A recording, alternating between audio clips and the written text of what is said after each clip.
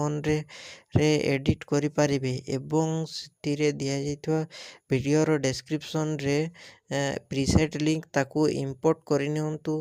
ତାପରେ ସେଥିରେ ଆପଣ ଯାହା କିଛି ଚେଞ୍ଜ କରିବାକୁ ଚାହୁଁଛନ୍ତି ତାହା ଚେଞ୍ଜ କରିପାରିବେ ଏବଂ ନ ଚେଞ୍ଜ କରି ମଧ୍ୟ ଆପଣ ତାକୁ ସିଧା ଡାଉନଲୋଡ଼୍ କରିପାରିବେ।